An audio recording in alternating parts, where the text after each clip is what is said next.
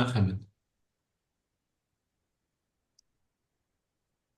Suçsuz. Ya.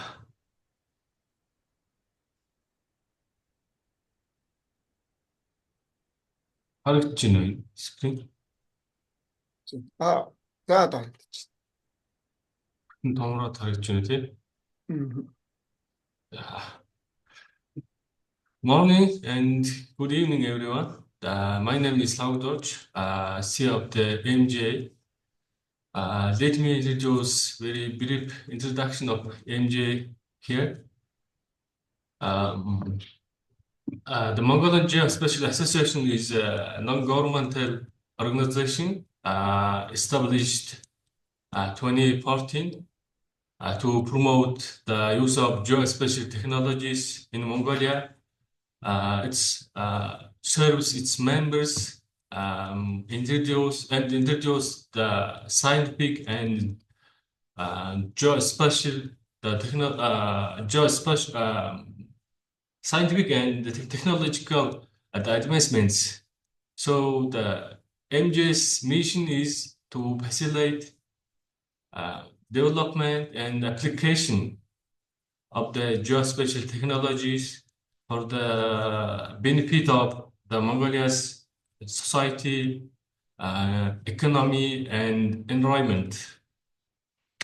In this regard, we organize the monthly the job webinars, quarterly workshop trainings, and yearly the forum and GIST event. Mm, As we see here, there are nine of us for board.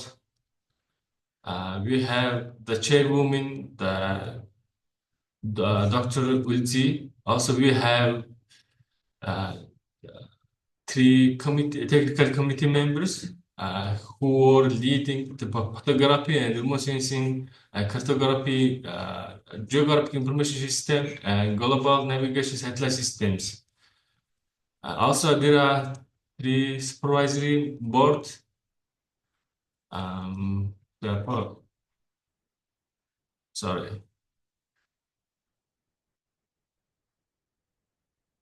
Actually, in the Facebook, we have about 3,000 social followers, and from that, actually, we have about 100 active members, which are the government organizations, private companies, and teachers and students. We can see the numbers for each class. This is the list of the ministries and agencies and institutions where they were using the geospatial data and technologies in Mongolia. Somehow we have been collaborating use of to promote geospatial technologies, something like that. Uh, as we can see here, these are the partners and stakeholders. Like we have been collaborating, as I also said, to promote use of geospatial technologies and geospatial data. I can see the many of them. I can name of them. I can name many of them, like universities, the institutions, also private companies, and also some companies from the abroad as well. Here, this location symbol shows that the yellow one we had online events, online meetings, or online trainings in the past. Also, the red points indicates the activities now we have been like uh, some our members are represent the MJ in America or Australia, in China. This one is the current one, and we have got the office in China, the Dechin City. This was actually also to promote the geospatial companies between the two countries to meet them each other to promote the technologies, new technologies.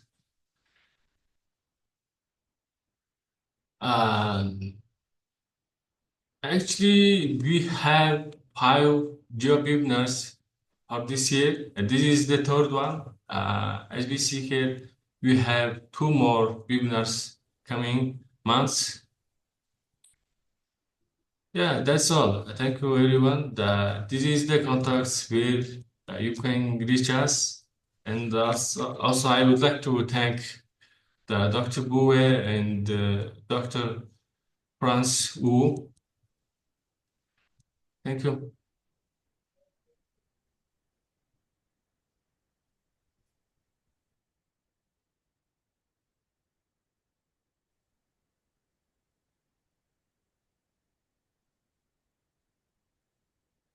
Би шууд үргэлжлүүлээ явах яах вэ?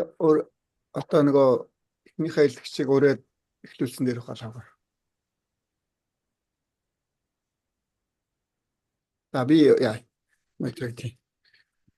Thank you so much, Sava. A nice introduction from Mongolia MGA. So now I would like to invite the Mr. Bue. He going to present his talk. Will be the impact of railway infrastructure on Anglos moving in the Mongolian Gobi region. Okay, the Bue. Thank you, Ilfik, for the introduction, and I'm going to share my screen. And can you see it?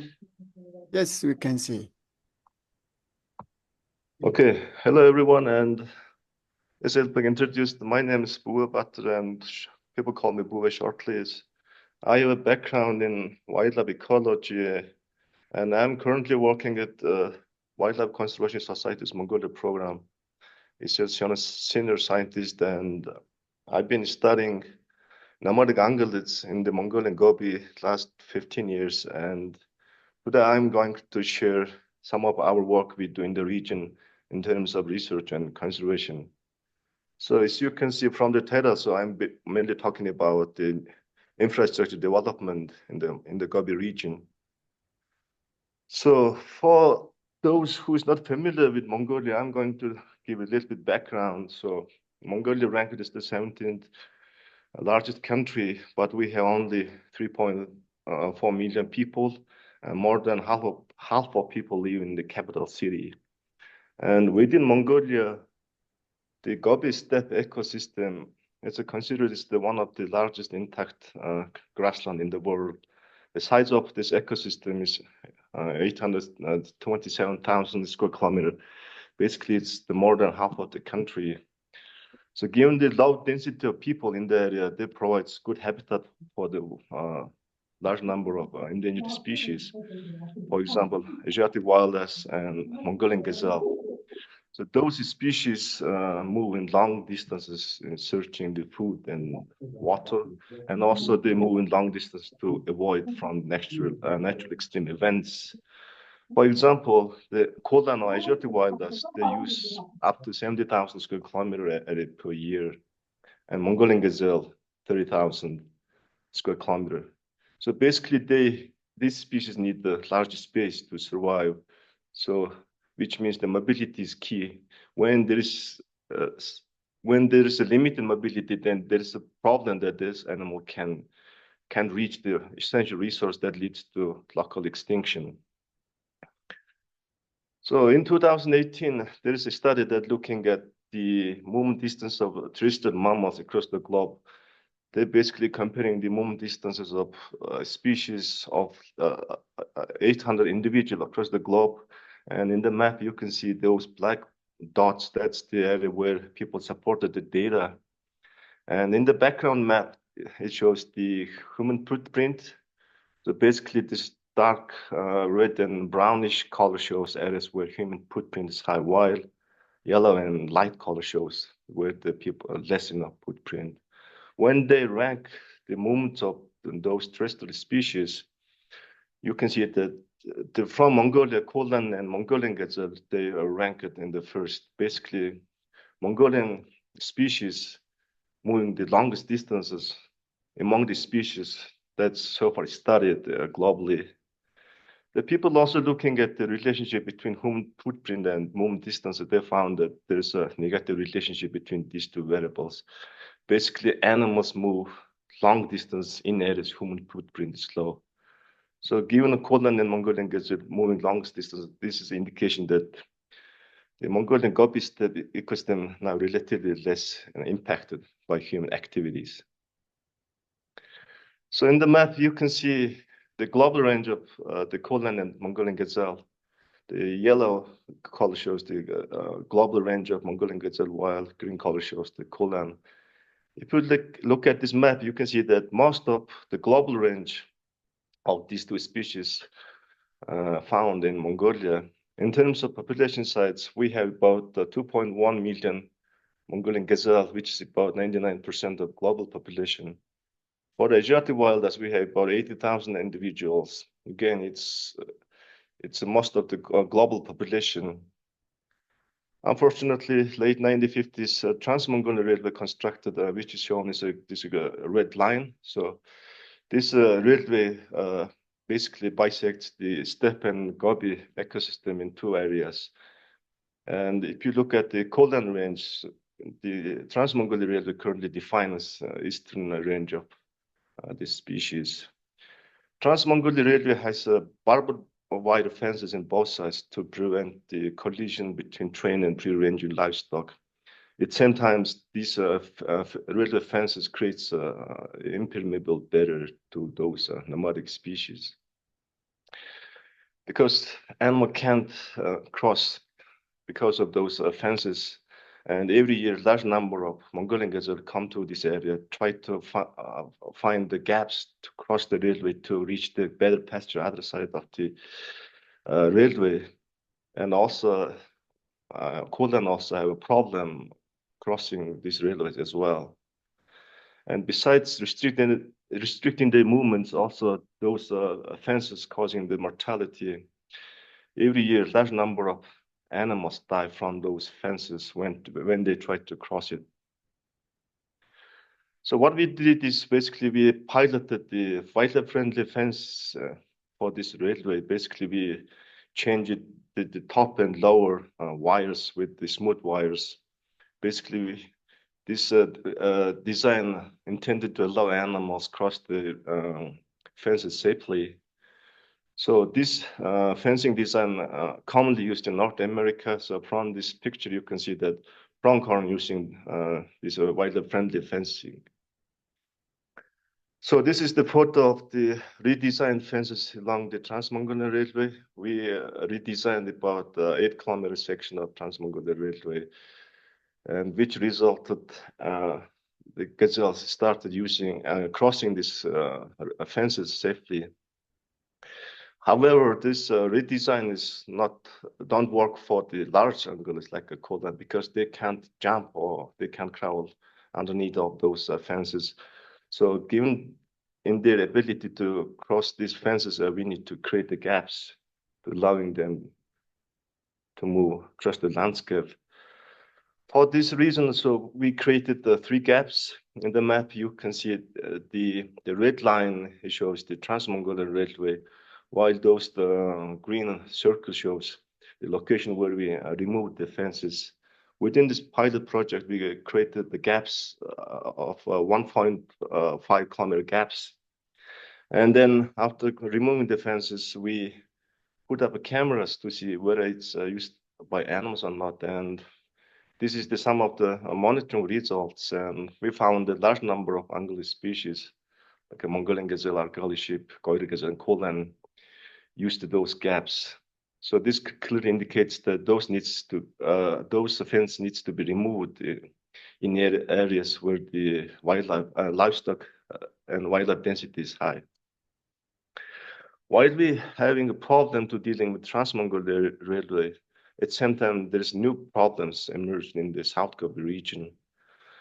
Between 2000 and 2022, 3 railway lines constructed in the South Gobi region, which is shown as this black line. So those new railway was constructed to export minerals, because in the South Gobi region there are 2 main mine deposits. One is the Taun Tolgoi, which is the coal mine. Other one is Oyu Tolgoi, it's a gold and copper mine. So increase the export of minerals to China. This Mongolian government constructed railways to the border ports. In the South Gobi region, there are 3 border ports. As you can see from this map, those are white triangle shows, but white square shows the location of border ports. So in the background, those yellow line shows the long-term monitoring data we have collected from the GPS collar Kolan. So at the moment, the Taun Tolgoi Kashuskhwa, this line is entirely fenced, and Taun Tolgoi sanctioned line partially fenced, and likely the sanctioned the Hangi Railway. This is no fence at the moment, but there is a plan to fence all of this railway.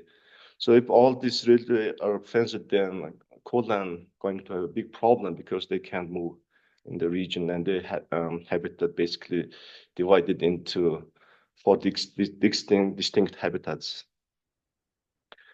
So this is the movement data we've been collected from different wildlife species that include Asiatic wild, Goytre gazelle, and Mongolian gazelle.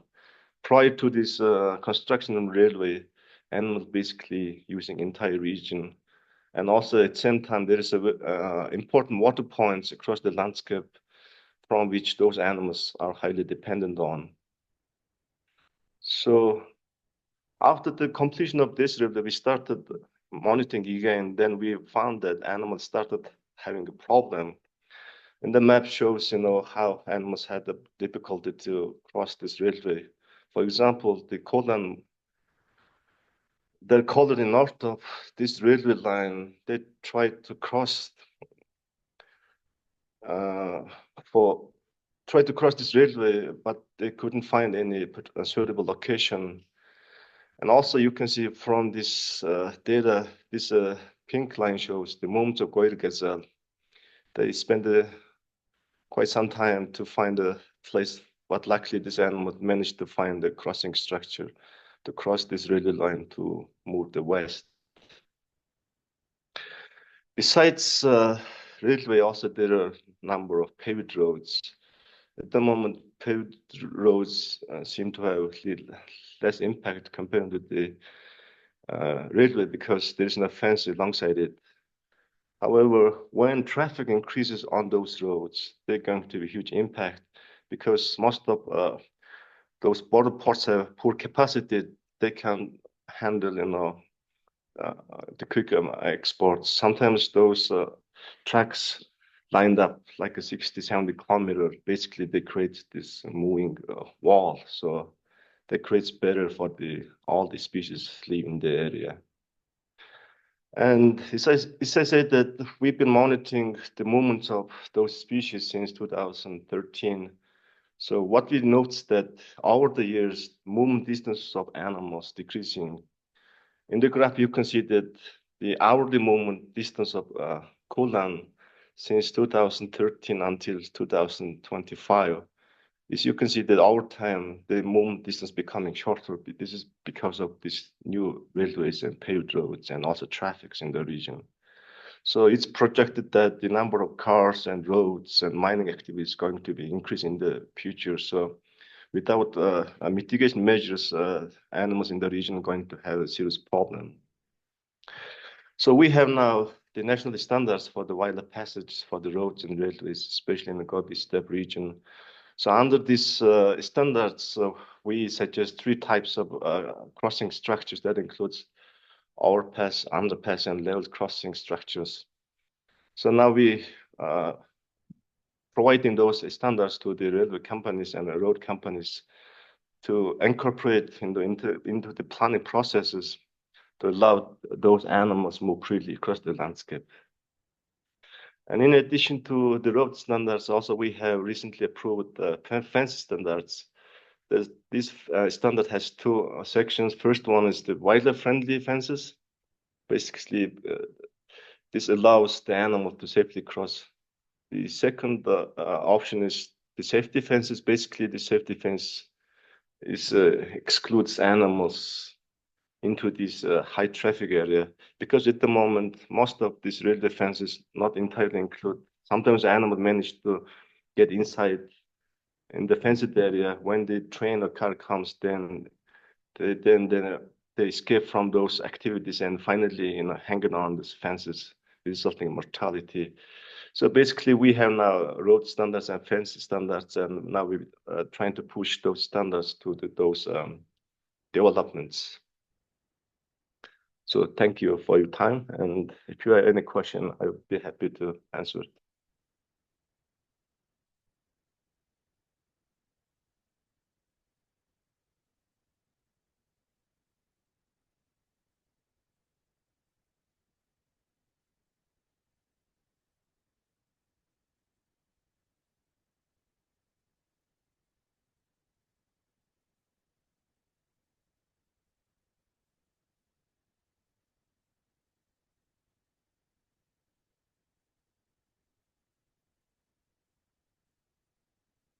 Is there any question?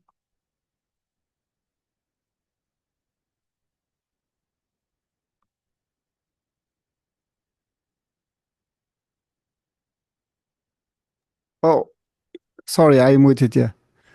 Thank you so much, Bue. It's very interesting presentations.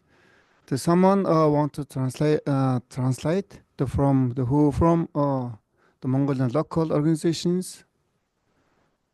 Maybe, if possible, could you summarize all your presentation, some few words? Into Mongolia? Yeah, to Mongolia, yeah. За сайн байцгаана уу. Намайг Бүгэ Баатар гэдэг. Тэгээ би амьтан судлаач мэргэжилтэй. Тэгээд ер нь ихтгэлийн хүрээнд манай байгууллагын зүгээс өмнгийн говьд хэрэгжүүлж байгаа судалгаа болон хамгааллын ажлын талаар танилцуулга хийсэн юм а. Тэгээд манай байгууллага буюу байгаль зэрлэгийн амт хамгааллын нийгэмд 2012 оноос эхлээд говийн бүсд байх энэ нүүдлийн амьтад буюу хулган, цагаан зэрэг, харс үлдийн нүүдлийн судалгаа хийж байгаа. Бас дээр нь тоотлог тогтоох судалгаа хийж байгаа. Эдгээр судалгаанууд үндсэн зорилго нь энэ говийн бүс маань сүүлийн жилүүдэд шугаман дэдбүүд зуулуурхаг эрчимтэй хөгжиж байгаа учраас эдгээр амьтдын орон зайн байршил дээр шийдэл төлөө нөлөөлж байгаа. Тэгэхээр эдгээр нөлөөллүүдийг хэрхэн бууруулах вэ гэдэг чиглэлийн хүрээнд манай энэ судалгаанд бол хийгдэж байгаа. За эдгээр говийн бүсийн хүний нөлөөнөөс гадна бас та бүхний сайн мэдэх нь Улаанбаатар замын үүдийн төмөр зам гэдэг төмөр зам байгаа. Энэ төмөр зам маань 1950-ад оны сүүлээр баригдсан. Баригц үеэс хоёр талаар өргөж тортой. Яагаад гэвэл нөгөө манайх бэлчээрийн мал аж ахуйтай учраас төмөр замын хөдөлгөөнд саад болно гэдэг утгаараа өргөж тор барьсан. Гэтэл өргөж тор маань төмөр замын хөдөлгөөний аюулгүйдлийг хангахын хажуугаар бас нөгөө зэрлэг амьтдын нүүдлийг хязгаарлаад бас нөгөө өгөл оруулах нөлөөлж байгаа. За хамгийн том жишээ гэх юм бол одоо түүхэн цаг хугацаанд хулан гэдэг амьтан төмөр замаас зүүн тийшээ явсан бол энэ өргөжтэй торны нөлөөгөөр зүүн талдаа устдаад болцсон. Одоогийн бол зөвхөн говьд байгаа. Тиймээс эдгээр сөрөг нөлөөллийг арилгахын тулд бид нэр энэ торуудыг бас хэсэгчлэн 3 газар авч туршилтын ажил хийсэн. Тэгэхээр ингээ үзэхэд бол эдгээр ажлууд нэлээд үр дүнтэй буюу бидний тор авсан газруудаар олон зүйлээ амтан. За цагаан зэрэг хулан, харсууд, аргал гэдэг зэрэг амтад ашигласан тийм тохиолдол бүртгэгдсэн байгаа. Тэгэхээр бид нэр энэхүү санаачлага цааш өргөжүүлээд өөр одоо зэрлэг амт ихтэй газруудын торыг хэсэгчлэн авах ийм ажлуудыг төлөвлөж байгаа. За тавчханд иймэрхүү зүйл танилцуулсан.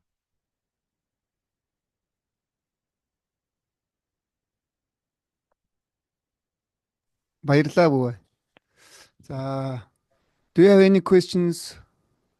Yeah, Bube, I had a question. In your experience, the railroad companies, how receptive are they to build crossings or change the design of the fences and so forth, especially for the new railroads in the south?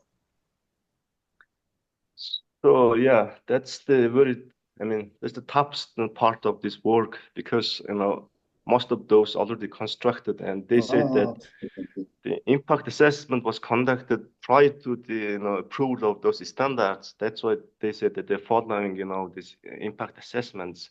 Yeah. But for the new one or planned ones, then we have still a chance to work with them from the beginning. And I mean, in terms of planning processes, at the moment it's really hard to construct those kind of crossing structures for the ones that already constructed.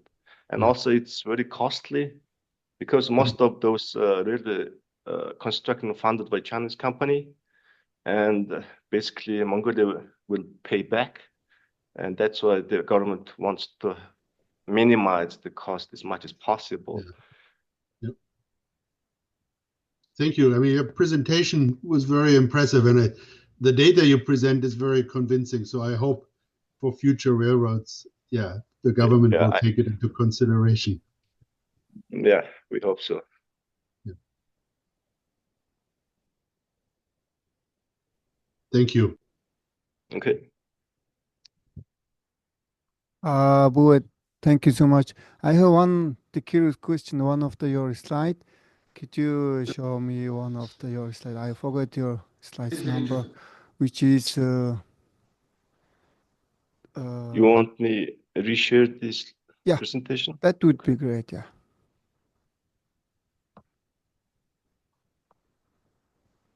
Can you go up? More.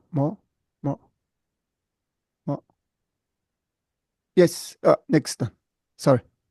Slide number 13. Next one, yes. So this is just curious. These are the left or right side, one of the boundary. That one is the Holland's distribution of the Holland, yeah? Yes, that's correct. And this, isn't it, there's no chance to cross in the railway? So, yeah, this is the current Kuldan range. And as I said, last confirmed presence of Kuldan in the eastern part, like recorded in 1960s. Since then, no confirmed observation. Okay. So currently, this railway defines eastern edge of Kuldan range. But recent year, luckily, we observed some Kuldan managed to cross Trans-Mongolia Railway while following no man's land between Mongolia-China border, because the railway section that goes through those no man's land area, there is no fences.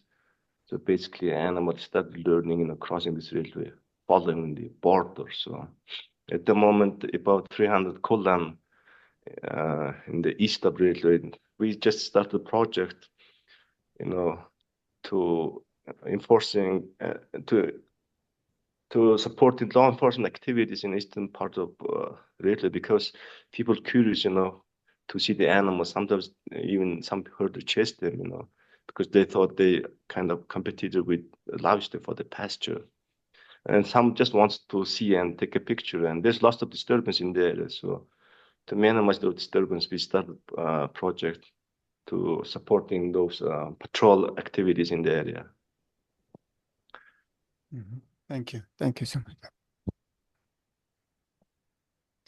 Is there any questions? Өөр асуулт байна уу? Байхгүй бол дараагийн ихтгэл рүү шилжих үү? Надад нэг миний яриас сонсогч байна. Сонсогч байна. Англи хэлтэй бол англиар шууд яриад авчиж бас болно. 21 аймагаас Монгол нэгжлүүд маань болохоор бас асуух гэж магадгүй гэж бодоод монголоор асууж хэлсэн. За энэ төмөр замын хамгаалтын торыг авснараа эрсдлийн үнэлгээ нь яг ямар төвшөнд гарч байгаа бэ? За наадах чинь бас бид нэр Улаанбаатар төмөр зам дээр нь орон нутаг бид нартай ярилцаас нэлээд явсан л да. Мэдээж чинь олон улсын тээвэр ачаа тээвэр гэж явж байгаа учраас эрсдлэгтэй. Тэгээд бид нэр одоо юу гэмдэ бидний газруудаа сонгохдоо аль болох нөгөө айл малаас баг дээр нь зэрлэг амтын ихтэй гэдэг нөхцлүүдийг тавьж бол сонгосон байгаа. Тэгээд торыг авах төслийн хүрээнд ялангуяа энэ Улаанбаатар замын үүдийн төмөр зам дээр бол бид нэр ямар нөхцөлтэйгээр авсан бэ гэхээр чи нэг харуул гэж байх хэрэгтэй байна тор авсан газар. Тэр харуул нь юу яах хэрэгтэй гэхээр ерөнхийдөө хэрвээ мал гэсэн тохиол тэрийг галт тэрэг хөөсөн мөн юу гэдэг юм. Хөөж дух тийм ээ. Өөрөөр хэлбэл галт тэрэгний аюулгүй байдлыг хангах гэдэг тэр нөхцөл тавьсны үүдэнд бид төслийг хэрэгжүүлж исэн. Улаанбаатар замын үүдийн төмөр зам зүгс энийг бол мэдээж эсрэг өндөртэй гэж үзэж байгаа. Ягаад тэгэхээр одоо тээврийн хэрэгсэлж хөдөлгөөнч улам нэмэгдээд байгаа. Тэгэхээр энэ цаашдаа нээх юм бол эргээд бид нэг сахиулын асуудлыг ялчгүй давхар шийдэж явахгүй бол зүгээр сахиулгүйгээр шууд нэгэд орхино гэдэг бол яг Улаанбаатар замын үүдийн төмөр замын хувьд бол боломжгүй. Харин шинэ төмөр замууд болохоор стандартын дагуу зарим нэг гарц гармууд бол хийгээд эхэлсэн байгаа. Жишээлбэл тэр нэг ижил төвчний гарц гээд тэр нь яад юм гэхээр төмөр замын далан ингээ айжуу налуулах байдлаар ингээд хийцэн тэгээд эдгээр хэсгүүдэд дандаа торгоо байгаа байхгүй. Дээр нь бас говийн бүсийн давуу тал нөгөө мал харьцан хөцөөх учраас эрсдлээрээ багтаа гэх юм. Тэгэхээр энэ төмөр замаас шалтгаалаад эрсдлүүд нь харилцаа адилгүй байгаад Тэгэхээр байгаа. та тооцоолох уу? Болно. Одоо ингээд заавал төмөр одоо нөгөө хадгалсан тортой байгаа шүү дээ. Ерөнхийдөө стандартаараа ч юм уу одоо тэрийг одоо өөр заавал тийм төмөр тортой эсвэл ч юм бол байгаль ан амьтанд одоо сөрөг нөлөөлөлттэй амь насанд нь халдтай ч гэдэг юм уу тиймэрхүү үзэгдлээс болоод ингээд аваад байна гэж ойлгож байгаа. Тэгэхээр тэр төмөр одоо өргөстэй торыг өөр зүйлээр орлуулах тийм хамгаалтын бүс зурвас хийж болох уу? Тэрээс ихтгэл дээр дурдсан нодлон намар тэр зэрлэг амт дээлтэй хал багтаа шинэ стандарт гэдэг дагаж мөрдөх стандарт батлагдсан. Тэрэн дээр хоёр загвар санал болгож байгаа. Нэг нь болохоор зэрлэг амт нээлттэй гэдэг. Ээлтэй гэдэг нь нөгөө өргөстөөгийн өргөсгүйгээр ялангуяа дээд доод хоёр үеийн өргөсгүйгээр цолиод нэг тийм хувилбар байгаа. Нөгөөх нь болохоор ерөөсө 20 хашаа буюу ямар ч амттай оруулах боломжгүйгээр ингээд тэр ээлтэй хашааг хаана байрлуулах гэх мэдээж нөгөө амтны шилдүүлэх ихтэй газруудад байрлуулахаар ингээ ийм стандарт батлагдсан. Тэгээд харьцангуй шинэ байгаа учраас тэр болгоно төмөр замын компаниуд бас мэдээлгүйж магадгүй. Тэр утгаараа бид нар бас энийг аль болох нөгөө олон хүмүүст түгээхээр доогоор зорж ажиллаж байгаа. За баярлалаа. За хэдүүл дараагийнхаа илтгэл рүү шилжээ. Тэгээд асуулт байвал та хэд маань илтгэгч нар руугаа имэйл ичээд илүү сайхан дэлгэрэнгүй асуултуудаа асуугаад холбоо тогтоогоод явж ус болно.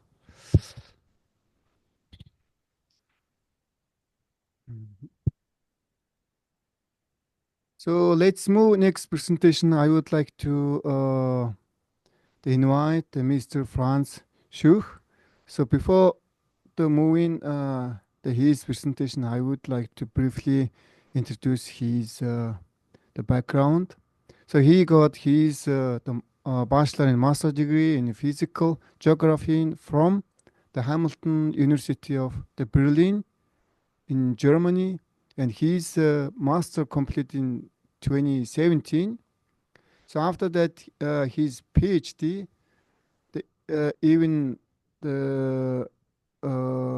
he got the same university in 2021.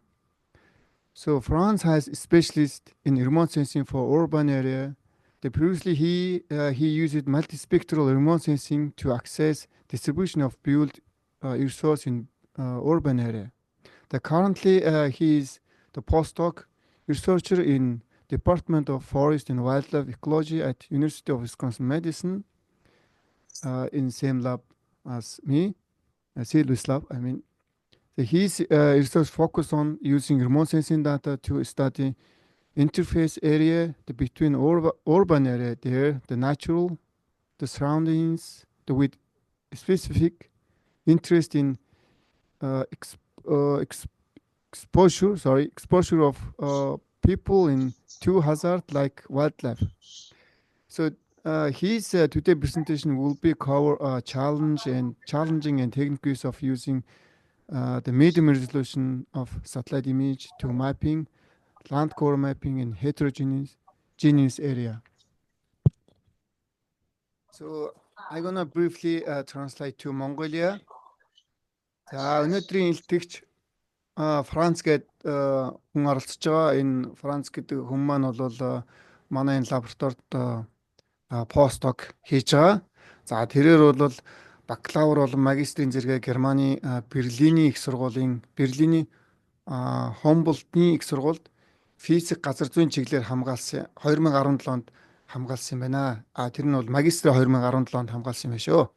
За тэгээ 2021 онд тэрээр газар зүйн чиглэлээр тус сургуульд докторийн зэрэгээ хамгаалсан. За тэгээд энэ хүн маань бол газар ашиглалт болон хот суурин газрыг зайнан сандан судлалын чиглэлээр мэргэжсэн юм байна. Мөн тэрээр олон инспектор болон зайнан сандан судлалыг ашиглан хотын бүсдэх барилга байгууламжийн дархцыг үнэлэх судалгааны ажлыг бол өмнө нь бол хийж байсан юм байна. За одоогоор бол уг судлаач нь бол Висконсины Мэдисний их сургуулийн ой болон зэрлэг ан амьтны экологийн тэнхимд докторийн дараах чиглэлээр бол судлаачаар ажиллаж байна. За түүний судалгааны ажил нь бол ерөнхийдөө түүний судалгааны ажил нь хот суурин газрын бүс болон түүнтэй хиллэж буй байгалийн объектын зааг хэсгүүдийн харилцан үйлчлийг зайнан сандан судлалын өгөгдлөөр шинжилэхэд чиглэсэн бөгөөд ялангуяа ой хээрийн ойн төмрийн эрсдэл зэрэг аюултай нөхцөлд хүн болоод хүний эд хөрөнгөд өртөх байдлыг судлахад онцгойлон анхаарж байгаа юм байна. Өөрөөр хэлбэл энэ хот суурин газар түнтэй залгаа байгаа байгалийн объектууд за тэн дээр гарсан одоо ой хээрийн төмөр хэрхэн яаж хүн болон хүний эд хөрөнгөд хэрхэн нөлөөлөх талаар бол анхааран ажиллаж байгаа юм байна. За тэгээ түүний өнөөдрийн илтгэлийнхэн одоо сэдвийн зорилго маань бол юм байна. Дунд зэргийн орон зай ялгах чадвартай хэмэл дагуулын мэдээг ашиглан олон төрлийн газрын бүрхүүч бүхий бүс нутгуудад газрын бүрхүүчийн зургал хэрхэн хийхтэй холбоотой сорилт, саад бэрхшээл болон арга техникүүдийн талаар товчхон танилцуулаа явах юм байна. So I would like to invite Mr. Franz. Go ahead. Move closer to the microphone. Thank you, Albert, for the introduction. I'd also like to thank the previous speaker, Bouvet. I really enjoyed the presentation. So from what I understood, I will share the screen with the slides, and then I will share. I should have shared the other slide, the other screen here, right? You can share your. I can leave it here. Okay. Like this, does that work? No, where's this? Can you see presentation? Yeah, we can see. Okay, nice. Yes. And then I will be presenting, and then you will be translating. Okay, that's great. Is that okay? Does it? Yeah, work? that's all. Okay, perfect. How about the slideshow? Maybe you should make it bigger. I will not yet. Okay, I'm gonna screen again. The first Helbeck, we are hearing some other people speak too, so maybe you could ask everyone to mute their microphone. Oh, yeah.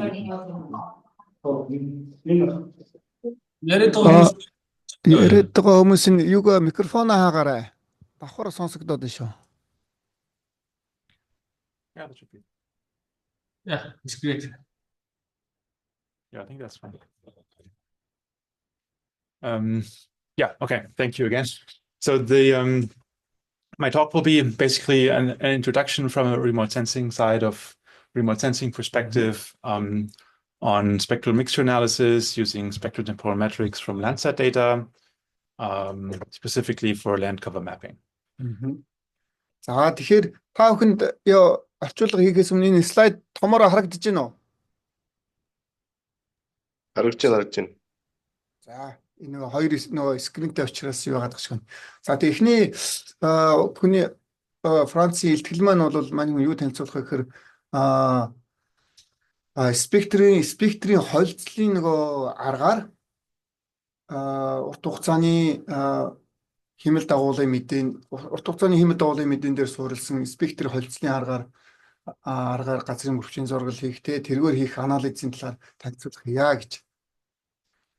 За бид довчхон орчуулаад явъя. So, and the talk will cover probably 4 major areas. I will talk about the general idea of the mixed pixel problem, which is the motivation of why this research exists. За тэгээд манайны одоо илтгэлийнх нь агуулга нь бол энэ 4 энэ агуулгын хүрээнд ярина гэж байна. Тэгээд эхнийх нь бол ер нь энэ mixed pixel гэдэг нь юу гэсэн үг вэ гэхээр нөгөө хиймэл дагуулын мэдэн дээр ингээд хэд хэдэн объектууд хиймэл дагуулын мэдээг ингээд зүүмлээд нааш ингээд харуул хэд хэдэн объектууд жишээлбэл байшин зам хоёр ингээд хоорондоо ингээд холдсон тий уусаад холдсон тэрний асуудал нь яг ямар проблем байдаг юм бэ тэрийн тухай ярих юм байна. За I will talk about challenges and strategies of subpixel land cover mapping, and we will have examples and see what that means. There will be applications first from urban research in urban areas, because that is my area of expertise, but then also examples from grassland and shrubland research.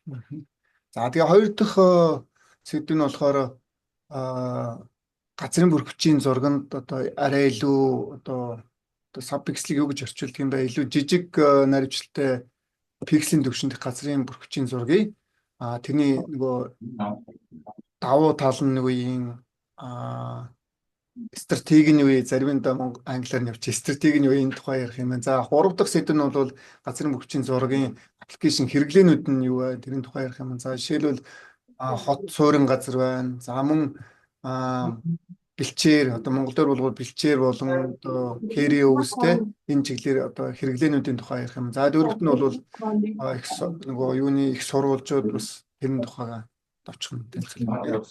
And I will then point at a couple of resources where people can read more about the technology or applications or implementations. Тэгээд нөгөө их source-оос нь та бүхэн маань бол илүү дэлгэрэнгүй мэдээлэл бол аваад явах боломжтой. Тэн дээр бол илүү сайхан юунууд бол пейперүүд бол гарсан байж байгаа. Авах боломжтой.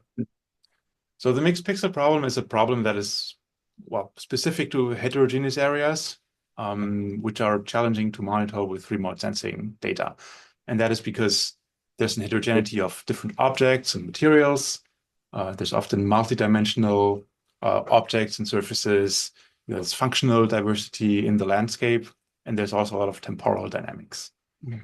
За тэгэхээр энэ хойлолцсон одоо пикселийн асуудал нь юу вэ гэхээр ерөнхийдөө бол энэ танин санын судалт бол гол одоо чаленж нь тий тэр нь бол нэг heterogeneity гэдэг хэлээд байгаа нэг хэсэг одоо тухайлбал одоо хэсэг бүлэг одоо нэгсэндээ англигдсан талбай тий нэг хэсэг бус одоо нэг бүлэг бүлгээр англигдсан талбайнуудаар яригддаг байж байгаа. Жишээлбэл энэ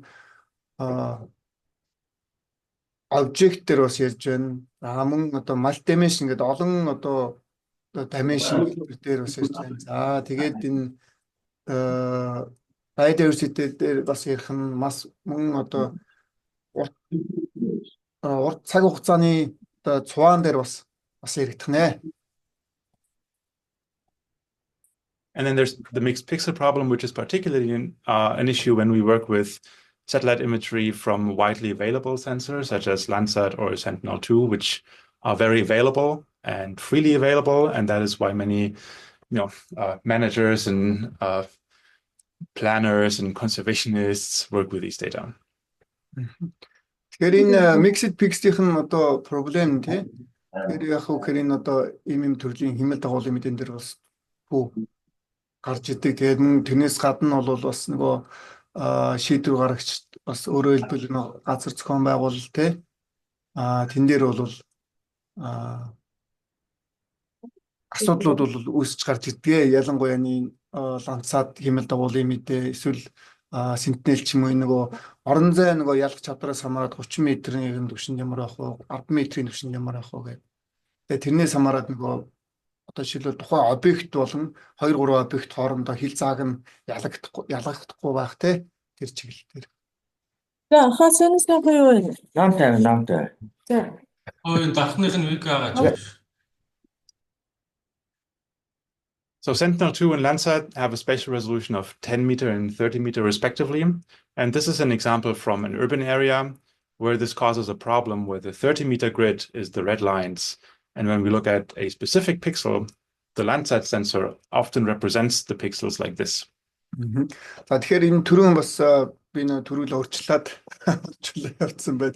Тэгэхээр энэ дээр ерөнхийдөө бол Landsat болон Sentinel хэмэл дагуулын орон зай ялгах чадварыг оронд нь гээд харьцуулж харуулж байна. Жишээлбэл Landsat нь 30 м ялгах чадвартай тэр улаан дөрвөлжингээр харуулж байна. And that can be a problem because there's a lot going on in that pixel, and the representation in Landsat clearly lacks some detail. За тэгэхээр энэ 30 м-ийн түвшинд энэ юуны хувьд бол маш их одоо ингээд тэг холимог пикселийн асуудал бол гарч ирж байгаа. Энэ хотын түвшинд бол тухайлбал энэ байшин дээр хажууд нь харуулж байгаа зурган дээр бол харагдаж байна те байшин болон хажууд нь байгаа тэр одоо ногоон байгууламж гэл хоорондоо холилдсон байгаа. In this specific example here, we have a composition of different land cover types. So there's a building in this pixel, there's tree cover, there's a sidewalk, there's grasses, and there's also a shrub or a bush.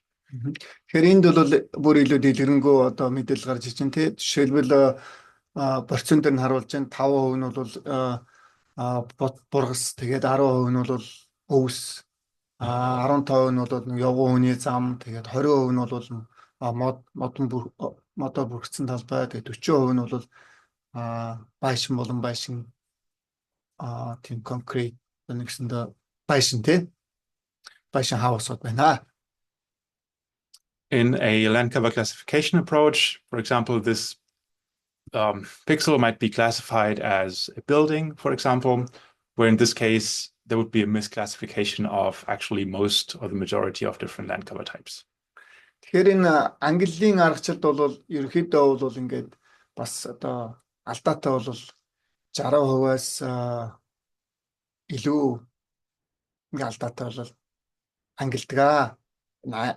Нөгөө яагаад гэхээр нөгөө 30 м-ийн одоо мэдэн дээр харуулж штэ хоорондын нөгөө нэгсэндээ 60% 40% нь бол ангилж чадаагүй байна л гэсэн үг байхгүй тий. In urban areas, that can be a problem because there's applications that require a finer resolution. For example, when it's about urban vegetation mapping for heat island effects or movement corridors for species through built areas.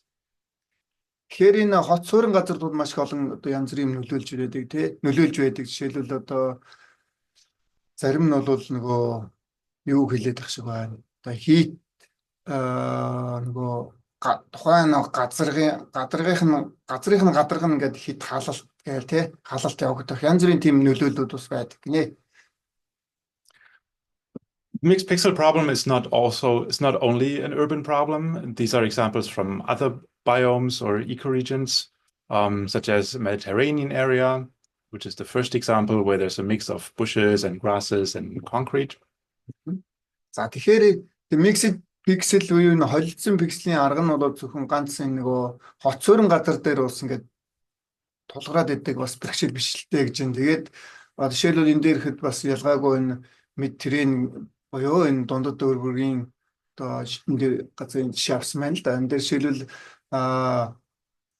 Landsat-ийн мэдээгээр ингэ зураг авсан байна те. Тэн дээр бол энэ нөгөө bush бургас за тэгээд зарим нь одоо ногоон өвс тэгээд concrete нөгөө зам эдгээр хоорондоо хэрхэн яаж ингээд уусаад ингээ пикслүүд нь холдсон байгааг бол харж байна. In the center, that's an example from a grassland area where we see a mix of green vegetation, non-photosynthetic vegetation and soil. За тэгэхээр голын тэр жишээ зургнууд бол ногоон ургамал болон тэгээд энэ ургамлан бүрхүүчхөө одоо тийм газрууд хоорондоо холдсон жишээ бол харагдаж байна. And the last example is from a savanna ecoregion. За тэгэхээр дараагийн одоо 3 зураг нь бол савана үсийн арай дулаан уур амьсгалтай үсийн зураг. Sorry.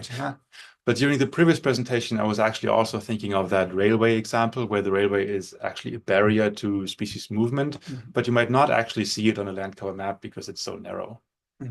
За түрүүний нөгөө өмнөх илтгэл дээр бол нөгөө юу ярьжсэн те нөгөө төмөр зам болон төмөр замын жишээ ярьжсэн те тэгээд нөгөө зэрлэг амьтдын одоо хөдөлгөөн болон тэр тухай ярьжсэн. Энэ дээр бол тэр тухай бол нэг яригдахгүй. Энэ дээр бол голцоо нөгөө юм л да нөгөө сабпикслийн проблемууд.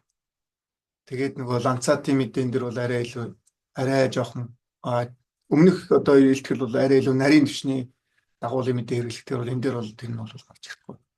So in my research, I have been working on general questions of how to quantify this composition of different land cover types within these 30-meter pixels.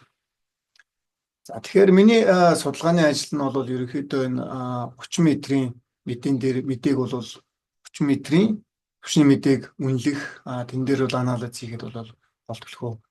And how to do that across large areas because we want to use the coverage and the long archive of the Landsat sensor. Can you repeat? Sorry.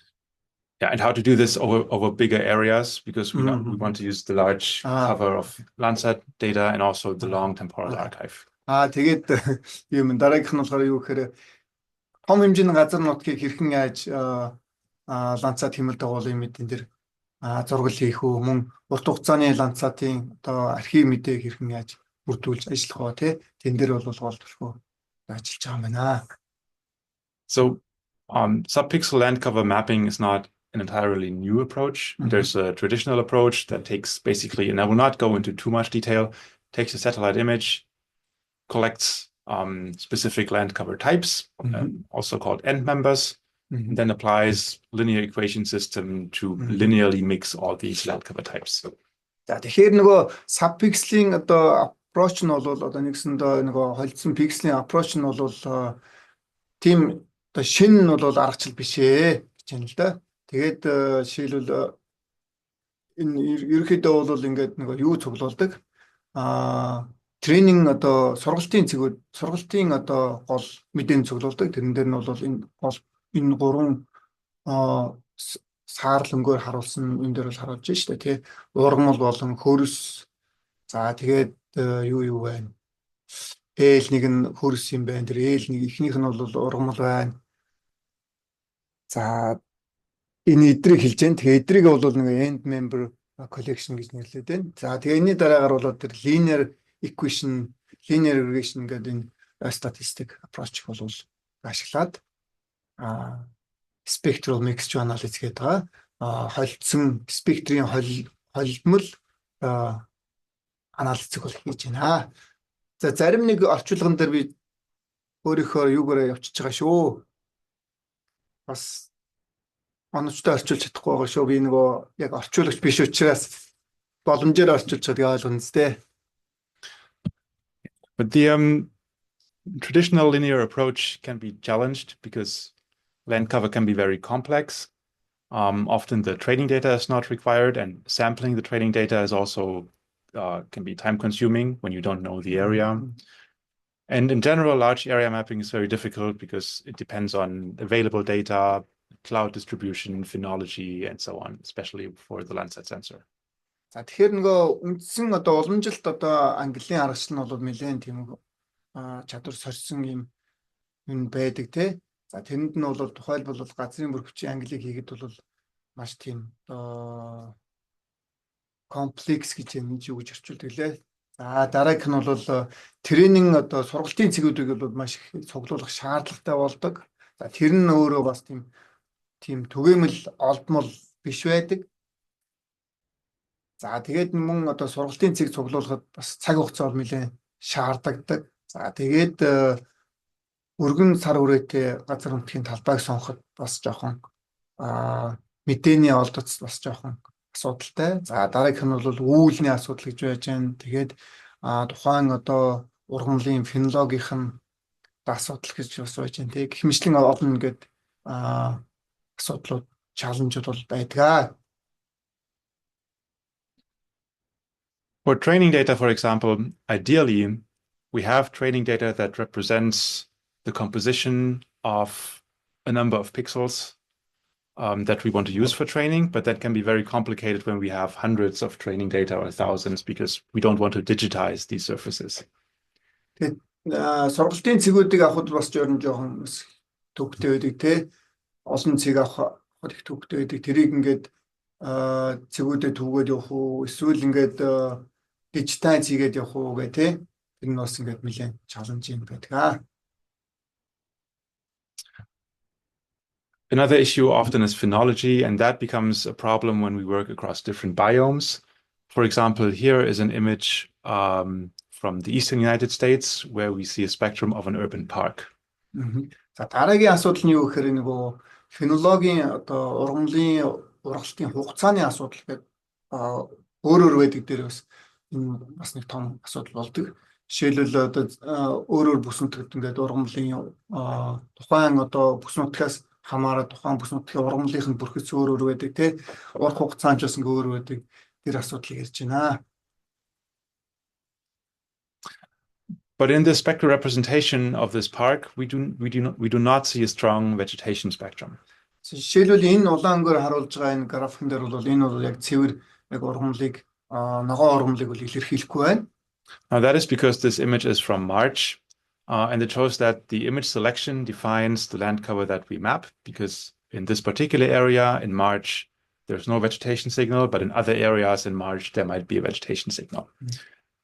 Тэгвэл энэ улаан өнгөөр харуулж байгаа график энэ шугам яагаад ингээд ихтэй бас ногоон ургамлыг илэрхийлэхгүй байна гэхээр энэ хугацааны хувьд бол энэ хаврын улирал байж байна 3 сард байж байна.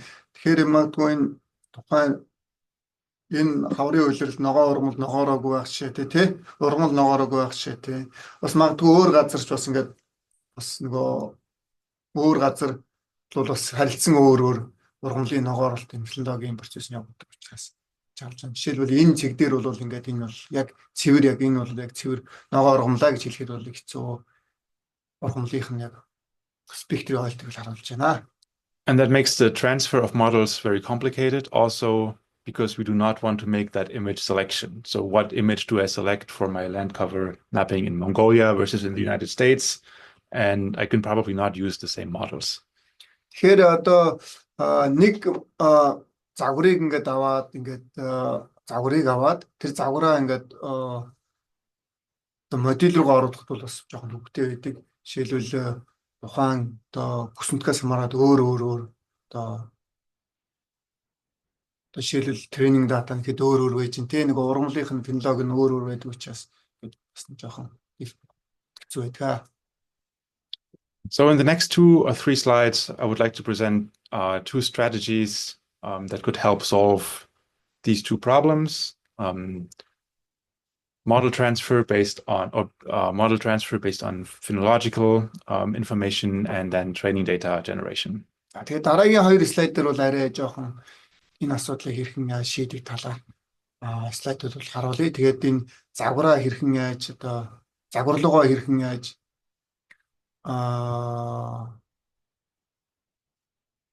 тухайн нөгөө моделоо хэрхэн яаж трансфер хийх үү тий тэр талаар ярина. Тэрний талаар жоохон стратегийн тийм аргачлалуудыг ярина нэ. So the first will be the use of spectrotemporal metrics. So for any given land cover model, that means instead of picking and selecting a specific image that we use for mapping, we select all images within 1 year. За эхнийх нь бол spectral temporal metric гэж ярьж байна. Тэр нь бол спектрийнх нь нөгөө цаг хугацааны хувьд ингээд арай жоохон урт цаг хугацааны мэдээ цуглуулад тэр нь бол одоо бүтэн жилээр ч юм уу тий бас 2-3 жилээр ч юм уу тийм хугацааны мэдээндийг цуглуулад тэрэн дээр бол ажиллах. We then generate features that are statistical aggregations of this time series, for example, band statistics, or in this example here, these are all observations, and these are, for example, the average, an average vegetation index or a interquartile range of a vegetation index.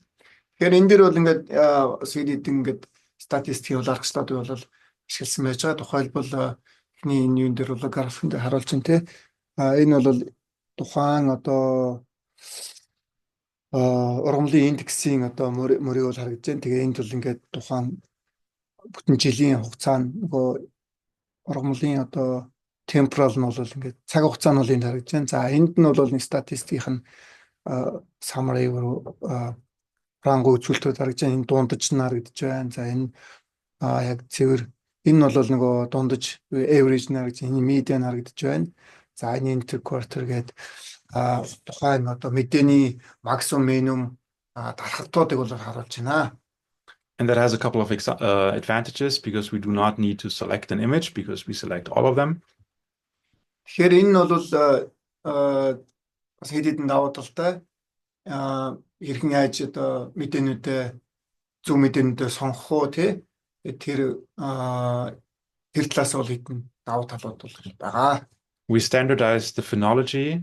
Now, 2 examples. It does not matter if the maximum greenness is in July, October, or March, because we only use maximum greenness as a feature index. Тухайлбал бид нар бол нөгөө тухайн одоо фенологи бол стандарт ингээд стандарт хийж болж байна. Жишээлбэл 6 сар, 7 сар, 8 сар ингээд цаг хугацааны хувьд нь бол хооронд нь стандарт хийгээ явуул зарим нэгэн тухайн улирлын одоо чанартай алдаанууд нь бол багасаад явчихнаа. Тэгээд тэрэн дээр өснө шаагүй олон мэдээ ингээд сонгох тийм шаардлага бол гарахгүй. Тэр алдааг бол бас багасгаа явчихнаа. It makes the approach very robust towards missing data because when there's a cloud observation and one data point is missing, then the average still does not change a lot because of it. Тэр энэ мөн ялгаагүй нөгөө мэдээ сонголтын дээр бас мэдээ сонголтын дээр бас хэрхэн нөлөөлөх үү гэж байсан. Зарим нэг нь мартчихлаа. За ямар ч тач бол тэгээд энэ стандарт хийж байгаа нь бол нэг давуу тал нь бол тэнд бол нөгөө үүлтэй өдөр байна уу тий эсвэл үүлтэй өдөр байна уу эсвэл нөгөө тухайн одоо газар нутагт мэдээний одцсон ямар байна эсвэл нөгөө дагуул явж өнгөрсөн байна уу эсвэл мэдээгүй байна уу тэрнээс тэрийг хэрхэн яаж засах уу гэд тэмтэй тэрийг бол ингээд стандартд хийгээ явуучих бол шийд явчихнаа. And this strategy then facilitates large area mapping because we don't have to worry about, the whole image selection procedure. Тэгэхээр энэ бол мөн ялгаагүй маш том хугацааны газар нутгийг хамарсан зураг бол хийх боломжтой. So the second strategy is the use of synthetic training data. Тэгэхээр хоёр дахь approach нь юу гэхээр бол за энийг би арчуулж яахгүй юм шиг байна. Тэрний үгээр synthetic approach training data гэдэг. Synthetic сургалтын цэг дээр суурилсан аргачлал байгаа. Аргачлалаа гэж ярьж байна. Synthetic тэнд үргэлжлүүлэх юм л да. The motivation for this is that we do not want to spend so much time collecting training data and collecting land cover composition for training. Тэгэхээр давуу тал нь юу гэхээр нөгөө сургалтын цэгүүдийг цуглуулах дээр тий өмнө нь бол ингээд цаг хугацаа алдаад байсан тэрийг одоо багасгах тий. So in the first step, what we do is we sample a library of non-mixed surfaces. For example, in this right top graph here, we select a spectral signature that represents a vegetation surface in green and an impervious surface in red.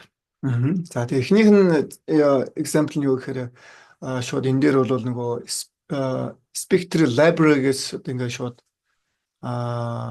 мэдээг нь бол аваад ашиглаж байна. Тэрэн дээр бол нөгөө spectral-ийн хувьд нөгөө тухайн газрынх нь бүрхэгц буюу нөгөө end member-ууд нь хоорондоо холилдоогүй тэр мэдээнд бол аваад ашиглаж байна. Жишээлбэл энэ ногоон өнгөөр илэрхийлж байгаа нь ногоон ургамлыг илэрхийлж байна тий. За жишээлбэл ногоон ургамал нь бол 55%, энэ улаан нь бол бас нэг өөр гадраг тэр нь бол 45%. Ингээ хоорондоо холилдохгүй ингээд спектрүүд үл аваад ашиглаж байна. Тэр нь шууд нөгөө spectral library гэдэг одоо тухайн өмнө хийгдсэн байгаа тэр нөгөө мэдээлэл сангаас мэдээлэл нь spectral мэдээлэл аваад ашиглаж байна. So once we know what the signature of a vegetation surface looks like and an impervious surface looks like, we can always conclude what the linear mixtures of these look like. For example, a pixel with 45% impervious and 55% vegetation. Тэгэхээр эндээс юу харах вэ гэхээр нөгөө өмнөх одоо спектрийн нөгөө морилт нь бол энэ дээр энэ гурван шинж бол ялгаатай харагдаж байна те. Жишээлбэл 45 өмнөх нь бол мөрөглөлт нь бол 45, дараагийнх нь бол тэр is percentage Mhm. 45 or It's a combination of 45% impervious and 55% vegetation. тэгэхээр ингээд энэ гурван одоо спектрийнх нь мөрийнээс ингээд энийх нь одоо дунджаар бол нэг 55%тай те. Энэ гурвын холилдсон одоо ингээд спектрийн одоо мөрийг бол гаргаад авчих шиг So, те. yeah. So that is why we call it a synthetic mixture, because this is not a real surface type. Тэгээ энийг бол нэг synthetic approach гэд нэрлэж байна. And we can also do this procedure with a higher class complexity, for example, with 3 different land cover types. Тэгэхээр одоо мөн ялгаагүй гурван өөр төрлийн газрын бүр хүчин юуг бол Or with any other mixing ratios. So these 30-30-40 here is just an example. комбинашн бол харуулж байна. Жишээлбэл 30-30 одоо жишээлбэл нэг нь бол нэг анги нь бол 30%, нөгөөх нь бол бас 30%. Тэгээд нөгөөх нь 40%. Гэхэд энэ 4 төрлийн одоо спектрийнх нь газрын бүр хүчийнх нь ангийн спектрийнх нь процент эннийх нь дундчийг бол Like this, we can generate many training data from comparatively few spectral signatures. За тэгээ энэ нь бол нөгөө олон өөр төрлийн одоо тренинг олон өөр төрлийн одоо жишээлбэл олон сургалтын цэгээс And that reduces the time we have to spend. So it just shortens, it makes our training data collection much faster. За ийм юм байна. Тэгэхээр нөгөө хэрхэн яаж нэг цөөхөн хідэн яг гол одоо тренинг самплуудаа энэ олон сургалтын цэгээс хэрхэн яаж авах вэ гэдгийг ярьж байгаа юм лээ. Тэр нь бол нөгөө цаг хугацаагаа хэмнэх те ингээд олон янз бүрийн сул одоо янз бүрийн цаг хугацаа эдсэн янз бүрийн ажлуудыг бол ингээд хэлбэрчлээд өгч байгаа юм байна. So we use these mixed features or mixed spectral signatures then in a machine learning regression approach. The share of the land cover class, for example, 50% vegetation, that is the dependent variable, and the spectral temporal matrix, that's the independent variable. Тэгэхээр бид нар бол нөгөө юу яасан машин learning approach, regression approach төр бол ингээд ашигласан байна. Эхнийх дээр нь бол dependent variable уу ингээд нөгөө Y хөвсгч нь бол газрын бүр хүчийн ангиуд хоорондоо ингээд холилдсон газрын бүр хүчүүд нь байж байгаа. Нөгөөх нь нөгөө X одоо хөвсгч дээр бол спектрийнх нь одоо жишээлбэл спектрийнх нь одоо цаг хугацааны цуваг бол энэ дээр оруулж гисэн байж байгаа шээ те. Machine learning approaches are interesting because they are very robust towards redundant training data. And because we generate a lot of training data, we will also have redundant training data. Тэгээ машин learning approach нь бол илүү давуу талтай. Тэр нь бол нөгөө өмнөх одоо юу ерөөхдөө илүү давуу талтай тий гэж ярьж байна. За зарим нэг нь мартчихад байгаа юм за юу гэж. So when we zoom into or look at some of the mapping results and zoom into one specific class, for example, a built-up class or an impervious class, we see that in a classification approach, we can see much less detail on the left side than we can see in the subpixel mapping approach. За тэгэхээр энэ дээр илүү тодорхой жишээ ингээд харуулъя. Одоо хот суурин газарт англи хийсэн зураг дээр ингээд тодорхой жишээ харуулъя гэж байна. За эхнийх дээр нь бол ингээд хот суурин газрыг бол ангилсан зураг нь харагдаж байна. Жишээлбэл энэ дээр ингээд харуулж байгаа хот суурин газрыг харуулж байна. Энэ ингээд ангилахад нэмээд жоохон бүдүүн барагдах нь те. Энтэйгээ ингээд энэ гурван зургаас ингээд хайцуулгууд арай жоохон бүдүүлэг англи хийгдсэн зураг харагдаж байна. So for example, here in this subpixel approach, we see that this is some sort of an industrial area, and this is apartments, and we cannot see that information in the classification. Тэгэхээр энэ subpixel нөгөө approach-ийн давуу тал нь юу гэхээр ингээд илүү деталь буюу илүү нарийн одоо зураглал бол харуулж байна. Жишээлбэл энд бол нөгөө industrial үйлдвэрлэлийн бүс тэгээ энэгээр бол нэг оршин одоо барилга байгууламж хүмүүсийн одоо хаус те иргэдийн оршин суух газар илүү нарийн харуулж байна. Тэр нь бол юугээрээ нарийн энэ юугээрээ давуу талт энэгээрээ давуу талт энэ нь бол нөгөө уламжилт нөгөө ангиллын аргаас хамаагүй илүү давуу талтай гэдэг нь бол харуулж байна. We can also combine the information from multiple classes and look at other landscape types. Мөн бас ангиудаа хооронд нь ингээд хойлоод нэгтгэхэд тэгээд ингээд малт класс бол гаргаж байна. For example, when you look at this triangle here, in the following maps, the red area will represent high built-up areas, high percentages of built-up. The green will represent high fractions of woody vegetation, and the blue represents high fractions of non-woody vegetation.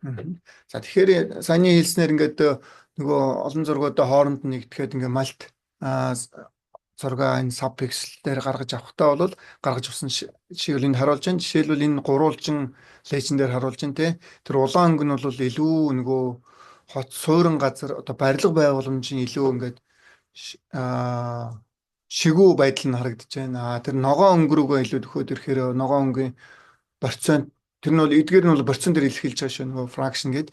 Ногоон өнгө рүүгээ ингээд илүү гүн ногоон гэдэг нэгтралтай ногоон өнгө нь болохоор нөгөө модлог ургамал буюу ургамлан бүрхчиг бол харуулж байна. Тэгээд цэнхэр өнгө нь бол одоо ургамлан бүрхчүү газар буюу одоо магадгүй зам тий эсвэл нөгөө зам эсвэл асфальт ч юм уу тийм ургамлан бүрхчгүй одоо шинээс нь байран ланд ч юм уу тиймэрхүү газар хэлж байна. And every mix of these surfaces is also a mix of these colors. Тэгэхээр бүх одоо энэ хоорондоо холилдсон ангиудын гол нь бол бас ялгаагүй ангиудын and every mix of these surfaces is also a mix of these colors. Тэгэхээр нөгөө бүх одоо холилдсон ангиуд бас мөн ялгаагүй бас энэ өнгөөрөө бас холилдсон бас ингэж гарч ирдэг. Одоо жишээлбэл энэ яг ингээд улаан ногоон цэнхэр өнгийн голд ингээд гурван өнгө холилдсон байна шүү дээ тий. Тэгэхээр бол нөгөө тухайн зурган дээр бас мөн ялгаагүй бас хоорондоо уусаад ингээд ангиуд нь хоорондоо уусаад бас загнахгүй холилдсон гэж гарч ирэх юм. In this first example, we can here recognize orchards, like a collection of fruit trees or apple trees in Spain, which is a mix of woody and non-woody, and it's a mix of green and blue. Тэгэхээр энэ ихний зурган дээр ингээ харуулж байгаа энэ Испани энэ газар нутгаар ингээ хэрхэн яаж нөгөө пикслүүд хоорондоо холилдсныг харуулж байна. Жишээ нь бол ногоон ургамал болон энэ ногоон ургамал тэгээд нөгөө модлог ургамал хоорондоо хэрхэн яаж холилдсон байгааг бол гэж харьцуулж харуулж байна. Хоёр дахь зураг нь бол true color image-тэй харьцуулж харуулж байна. We can here recognize the construction of photovoltaic installations on an abandoned airfield. So this is a mix of built-up and non-woody vegetation, grasses, and it's a mix of red and blue. It's a purple color. За энд болохоор нөгөө бас одоо Германы жишээг харуулж байна. Мөн хэрхэн яаж нөгөө пикслүүд маань хэрхэн яаж холилдсон бол харуулж байна. За ерэн дээр л фотоволтаик гэдэг нь юу лээ? Нөгөө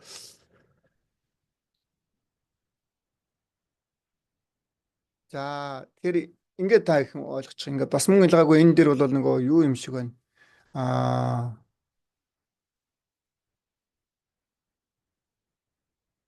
Улаанаар их буулт апаарэ тий энэ хоорондоо хэрхэн яаж ингээ холдож бас гарч байгааг харуулж байна. Жишээлбэл энэ цэнхэр улаан бол хоорондоо зарим энэ хэсэгт бол нэлээд холдсон харагдаж байна тий. Okay. Or in the last example, just very complex distribution of different urban land cover types. За дараагийнх нь болохоор нөгөө хот суурин газрын хоорондын одоо цэгүүд хэрхэн яаж холилдсон жишээг бол харуулж байна. So using the strategies that I just presented, it is, for example, possible to map land cover across very different biomes with the same land cover model. Тэгэхээр ингээд энэ аргачлалыг ашиглаад хэрхэн яаж энэ газрын мөрчийн зураг хийх үү, тий? Энэ дээр харуулсан энэ аргачлал энэ стратегиудыг ашиглан хэрхэн яаж газрын мөрчийн зураг хийх үү гэдэг. За жишээлбэл энэ дээр хэд хэдэн өөр газрын жишээ юунуудыг өөрөөр улсуудын хот суурин газруудын жишээг бол харуулж байна. Should I wait? Yeah, you can go. Yeah. Okay. So I'd like to show one more urban research example where, for example, we could map densification of urban areas. Here, the different colors signify the year when the surface was first detected, or where build-up was first detected. За тэгэхээр энэ жишээн дээр юу харуулж байгаа гэхээр нөгөө хот суурин газрын одоо цаг хугацааны өөрчлөлтийг бол ингээ харуулж байна. Жишээлбэл одоо тэр улаан өнгө хөх өнгөөр ямар цаг хугацаанд баригдсан те тэр цаг хугацааны өөрчлөлтийг бол энэ дээр харах боломжтой байна. And the shade, so how dark the color is, shows how dense the urban area is in that place. За тэгэхээр энэ голын дээр харуулж байгаа хар хөх өнгө нь бол тэр хот суурин газар хэрхэн тийм шигүү байдалтайг бол харуулж байна. And in this specific example, that allowed us to make conclusions about the different type of neighborhoods. Тэгэхээр энэ жишээ нь бол тухайн хот суурин газар хэрхэн одоо For example, when we look at planned neighborhoods versus unplanned neighborhoods, so gridded planned versus more unorganized unplanned neighborhoods, we see over the years very different patterns of different land cover surface types and how they develop. Тэгэхээр энэ жишээн дээр ингээ харуулж байгаа бол нөгөө хот суурин газар маань бол план нөгөө юу хэрхэн яад нөгөө төлөвлөлтөө хэрхэн яад зөв төлөвлөлттэй хийсэн төлөвлөлтгүй хийсэн жишээг ингээд хоёр хот суурин газрын зэрэгцээ жишээнд бол харуулж байна. Жишээлбэл тэр ногоон өнгө төр бол төлөвлөлт муутай хийгдсэн. Улаан өнгө төр нь бол төлөвлөлт сайтай хийсэн. Тэгээд тэр цаг хугацаанд мөнгөсөн ялгаагүй 2002 оноос 2013 оны гэж цуван дээр харуулж байна. Тэгээд газрын бүрхэгчийн тэр газрын бүрхэгч хоорондоо хэрхэн яаж нөгөө ангууд нь хоорондоо хэрхэн яаж шеэр хийж байгаа гэд перцентээр ингээ харуулж байна. For example, in unplanned developments, built-up areas were growing much stronger. Тэгэхээр нөгөө төлөвлөгөө муутай build-up area-д нь бол энэ нөгөө хот суурин газрын хөгжил нь бол маш эрчимтэй явагдаж байгаа харуулж байна. Тэлэлт нь бол маш эрчимтэй явж харуулж байна.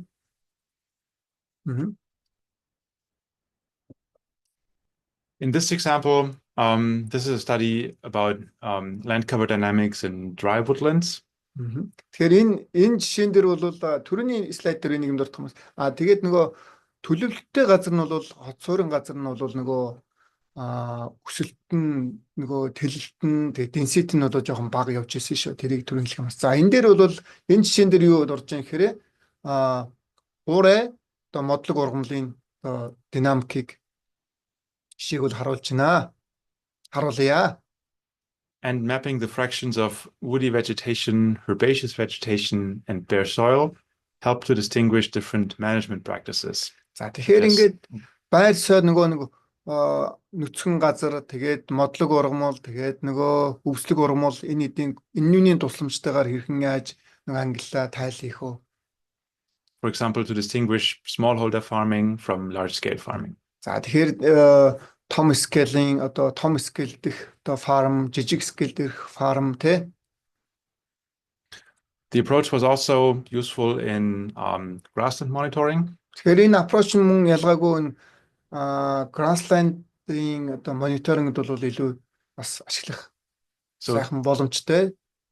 These are 3 rows, A, B, and C, that represent different use intensities: low use intensity, medium use intensity, and high use intensity. Тэгэхээр энэ 3 одоо энэ мөрд бол 3 өөр одоо цаг хугацааны одоо явцыг бол харуулж байна. Эхнийх нь бол баг эрчим, голынх нь бол дунд эрчим, тэгээд C-дэр нь бол өндөр эрчимтэй харуулж байна. Тэгээ энэ нь бол ургамлын одоо grassland-ийн ашиглалтын эрчимийг бол харуулж байна.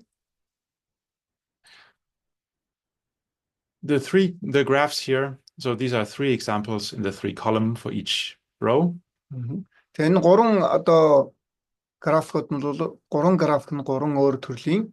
And the lines represent the land cover fraction. The lines represent the land cover fraction of 3 types. Photosynthetic vegetation or green vegetation, non-photosynthetic vegetation in blue, and then soil in red. За тэгэхээр энэ эхний тэр А зурган дээр ингээд жишээ авч ярьж байна те. Энэ 3 газрын хөргөчийн ангийг бол харуулж байна. Тэр босоо багны дагуу бол нөгөө тухайн 3 энэ ангийн процентыг бол харуулж байгаа. Тэгээс 1% өөрөөр хэлбэл тэгээс 100% гэж үзэж болно. Тэгээд эхнийх нь бол ногоо ургамал, хоёр тэр ногооноор бол ногоо ургамлыг илэрхийлж байгаа юм байна. Хөхөр бол нөгөө борог үүс буюу шар үүс те. За 3 улаанаар бол хөрсийг илэрхийлж байна. In the low use intensity examples, we can see that over the course of the growing season, we see a very seasonal pattern. So we have green vegetation over the spring and summer, and then when it's getting hotter in the summer and the fall, and when the grass is browning, so to say, or drying, then we see an increase in non-photosynthetic vegetation. Тэгэхээр энэ нөгөө баг эрчимтэй эрчим дээр бол intensity дээр нь бол одоо ногоон ургамлын одоо ингээд цаг хугацааны хувьд нь авч үзэж байна л да. Тэгэхээр ногоон ургамал нь бол одоо жишээлбэл энэ 4 сар тий хаврын уйлрал, зуны уйлралд бол ингээд нэг актер өөрчлөлт байхгүй. Тэгэнгүүт энэ намрын уйлралд ороод ирэхээр ингээд доош огцсон буураад эсрэгээрээ нэгсэндээ бол нөгөө ногоон ургамал нь бол буураад ирэхээр шар ургамал нь өсөд гараад ирэх жишээтэй. Жишээл манай Монгол орны нутагт бол 9 сар гэлээд бүх ногоон ургамал чинь бүгд байхгүй болол шар ургамал болдог тий тэрнтэй ижлэх шиг л авч ярьж байна. In medium use intensity, we see some ups and downs, and that is mostly due to mowing or grass cutting events. За тэгэхээр дунд одоо intensity-ийн одоо граф жишээг бол дуртахад бол жишээлбэл тэр ногоон ургамал нь бол их олон дахин одоо хаврын уйлралдаа бас өндөр гарч ирэл тэгэл хаврын уйлрал дуусангууд зун ингээд зуны нэг 3 сард нэг хэд хэдэн ингээд тэр ногоон ургамлынх нь ойлтууд нь их өндөр гарч ирж байгаас ингээд олон бууралтай өсөлттэй. За тэр нь юу вэ гэхээр ногоон ургамлын одоо тайралт тухайн газар нутгийн ургамлын ургамлаа энэ барууны орончид байнга өвс ургамлаа тайрж идэг. Тэгээ тэрнтэй хамааралтай. Тайрангууд дараагийн шинэ ургамал нь гарч ирэл яг тайрсан үед нь ургамлынх нь бүрхч нь буураад урахаараа ургамал нь ногоон дэше процент нь өндөр гарч ирэл. In high use intensity, we see a very regular pattern of very regular mowing and cutting, and sometimes even irrigation because it's green until late fall. Тэгэхээр энэ high intensity дээр бол бүр илүү тодорхой харагдаж байна тийм. Энэ дээр бол хэр давтамжтай одоо тухайн ургамлаа хэр давтамжтай хатж тэрнээс хамаарат нөгөө ургамлынх нь өсөлт бууралтууд нь бүтэн жилдээ хэрхэн яаж динамик нь бол энд багчна. Жишээлбэл 4 сард өндөр байснаа 5 сард буугаал 6 сард өндөр 7 сард буугаал гээл гэх мэтлэн гээл те. Энэ нөгөө тухайн ургамлаа хэрхэн яаж хадталтаас ургамал хатхаас хадна гэж ярьдаг те монголоор тэрнээс бол хамаарч байна. And then this is a last example from actually Elbeck's work. It's like a short teaser because I think he will talk about it in 2 months. За тэгэхээр энэ сүүлийн одоо дараагийн одоо сүүлийн загвар маань юу гэхээр нөгөө элбээс авсан зураг байгаа юм. Тэр энэ жишээ зурган дээр энэ нэг бол тэгээд дараагийн 2 дахь одоо вебинар дээр ярих баха. Яг энэ дээр товчхон. And that is where you use the approach to monitor over time, over many years, the fraction of 3 different vegetation or 2 vegetation types and soil to track also some of the management practices and use practices. Тэгэхээр энэ дээр бол жишээ нь бол general global change induced. Yeah, sorry. Жишээ нь энэ дээр бол нэг ерөөхдөө нэг глобал одоо ингээд өөрчлөлтүүд бол жишээ глобал өөрчлөлтүүдэд харуулж байгаа шүү дээ. Тухайлбал энэ цаг хугацааны ингээд давтамжууд те түрүүний слайдууд дээр харуулсан тэр high intensity гэдэг high intensity их олон ингээд нөгөө графикийн нухчанд гарч ирчихсэн. Одоо жишээлбэл энэ дээр ч юм ялгаагүй олон temporal ингээд dynamic нь бол ингээд харагдаж байна. So on the last couple of slides, I do have a couple of resources for people who are interested. The first slide is about resources about the technical basics of the approach. Okay. Үргэлжлүүлээ явуучих зарим нь одоо мартчихсан. За тэгэхээр ямар ч дараагийн хэд 2-3 слайд нь бол нөгөө их source буюу мэдээллийн их сурвалжийг хаанаас авах талаар ингээд ярья. За эхнийх дээр нь бол эхнийх дээр irrigation дээр суурилсан sub pixel mapping approach-ийн аргачлаар гаргасан пейпер нь бол эхнийх дээр нь бол байгаа юм байна. The first paper introduces machine learning regression approaches with synthetic training data. Тэгээд сая миний яг хэлснээр ярьж ин тэгээд эхний төр пейпер дээр бол энэ synthetic training одоо approach-ийг ашиглаад энэ machine learning дээр бол synthetic training-гээ machine learning regression дээр хослуулаад тэгээд энэ sub-pixel map-ыг бол хийж байгаа. Аргач нь бол энэ эхний пейпер дээр бол дурдж байгаа юм байна. The second paper expanded on the approach and used it for national and large area mapping. Тэгээд хоёр дахь пейпер нь бол арай илүү нөгөө газар нутгаа жоохон томруулсан гэдэг үндэсний хэмжээний том газрын бүрхөвчийн зураг хийх те арай жоохон өргөссөн тийм талбай дээр хамарсан пейпер бол гаргасан байна.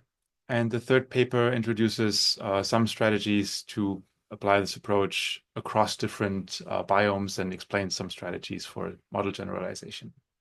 Тэгээд 3 дахь пейпер дээр нь бол арай илүү нөгөө юуны ногооргомлын одоо өөрчлөлтүүд те тэрлүүгээ арай чиглэсэн ийм пейпер бол байгаа. These papers or some of the figures I showed are from some of these papers that are all applications of the approach in grassland environments. Тэгээд зарим нэг миний нөгөө слайд дээр харуулсан зарим нэг зургууд бол эдгээр одоо пейперүүд авсан байж байгаа. Тэгээ ихэнхдээ бол нэг grassland monitoring rуу чиглэсэн пейперүүд бол авсан байж байгаа. And these all have slightly different focus and research questions, and they're all the studies are all in different study sites and study areas. But I think you will send the slides out so people can have a look at these papers and see if they're interesting. Тэгэхээр энэ пейперүүд маань бол хоорондоо бол ер нь бол өөр газар нутагт хийгдсэн өөр аппрочуудаар хийгдсэн ийм пейперүүд байгаа. Тэгээд энэ юугаа бол слайдыг бол ингэж чөлөөтэй шеэрлэе. Тэгээд та бүхэндээс чөлөөтэй мэдээлүүд аваад цааш нь үргэлжлүүлээд хэлж болно. There are also two ways of how people can actually use the approach. За мөн нэмэлтээр ингээд энэ аппрочийг хэрхэн яаж бас нэмэлт ингээд ийм энэ аппрочийг хэрхэн яаж ашиглах вэ? Тэр талаар ингээд товчхон дурдъя. Аргачлал байгаа юм байна. The first one is using, it's called the Nmap box. So that is a plugin for QGIS3. It's a free software and it has a graphic interface and it's very easy to experiment with. За эхний аргачлал нь бол энэ map box гэдэг энэ QGIS дээр хөгжүүлсэн энэ плагин байгаа юм байна. Энэ бол үнэгүй free. Тэгэхээр бол дурын судлаачд бол энэ QGIS руу ороод нэг плагин дээр сөрч хийгээд энэ map box гэх хайгаар бол гараад ирнэ. Тэгээ энэ бол түрүүний тэр яригдсан тэр sub-pixel approach гэдэг тэдэр нь бол бүгд ингээд байж ах шээ ингээд ашиглаад байх боломжтой юм. Төтөр боломж бас байгаа юм байна. Тэгээд unmixing одоо аргачлал нь бүгд байж байгаа юм байна. Yeah, and this link brings you to a tutorial that applies the sub-pixel mapping approach with machine learning regression and synthetic training data. За тэгэхээр зарим нэг нь би одоо төрүүлээд орчлоо яваа. За тэгэхээр энэ линк рүү ороод арахаар бол ингээд энэ нөгөө тэгээ machine learning approach, тэгээд synthetic approach те түрүүний subpixeling approach-уудын одоо хэрхэн яаж ашиглах гарын авлагууд нь бол ингээд энд ингээд байж байгаа. Та бүхэн ингээд энэ линктээр дараад орвол яг тэр сайн гарын авлага нь байж байгаа. Сайхан дагаад ингээд хийгээд явхад бол сайхан тренинг одоо ингээд болноо тийм tutorial байгаа юм байна. The second way to use the workflow is using a tool called Force. That's Unix-based software, and probably for people who are more experienced with Unix environments. За тэгэхээр хоёр дахь approach нь юу гэхээр энэ Force гэдэг approach гэж байна. Тэр нь бол ерөөхдөө бол Unix системээр суурилагдсан. Бидний сайн мэддэг нөгөө Unix, Linux гэх системээр суурилагдсан тийм approach гэж байна. And the software is also free. Тэгэхээр мөн ялгаагүй software нь бол бас мөн ялгаагүй үнэгүй. And again, there's a tutorial that uses this exact workflow or a similar workflow actually using this tool. За тэгээд бас мөн ялгаагүй нөгөө гарын авлага нь бол гарын авлага материал нь бас ингээд бас мөнгөө сайхан энэ дэр ингээд байж байгаа юм байна. Тэгэхээр Unix дээр ингээд туршлагатай хүмүүс нь бол энэ Unix-ийн Force гэдэг энэ approach-ийг бол ашиглах боломжтой юм байна. Тэр дээдлийн одоо QGIS дээр жоохон туршлагатай хүмүүс, QGIS-ийг сонирхож байгаа хүмүүс бол дээдлийн approach-ийг ашиглаад tutorial-ын дагаж хийсээр байгаад сая манай Францын ирсэн энэ төрөний ярьсан тэр хоёр төрлийн approach, unmixing approach, synthetic approach гэсэн хоёр approach бол ингээд аргачлалуудыг сураад урбанаар хэрхэн яаж навигчлалтай зураг ингээд хийх вэ гэдэг талын аргачлалыг бол сурах боломжтой байна шүү. Yeah, and that was the presentation. I would thank everybody for their attention. And хэрийн миний ингээд respond to questions.Гэлээ тэгээд асуулт хариултыг хариулъя. Асуулт хариулт байна уу? Зарим нэг нь чэжгээ пангаар буудсан. Тэгээд зарим нэг нь төрүүлж орчуулад явчлаа. Тэгээд асуулт хариултаа бол асуугаад явъя. Тэд асуулт аваад цаг бас жоохон үлээ манай энэ жоохон орой болж байна. Монгол өдрөлж байгаа бах тий. Өдрөлж. Thank you, Dr. Pras. Sure. Yeah, this was very impressive and interesting presentation. I just wondering, like, maybe if there is any chance, any opportunity, we can use this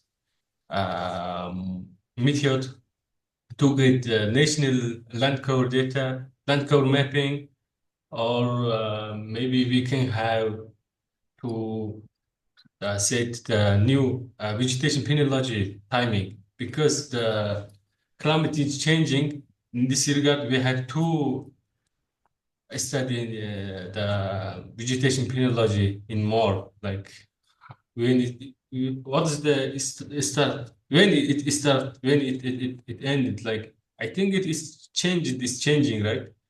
In this case, we need to have study more, and maybe Elpig already told you. We map the national land cover mapping for every 5 years.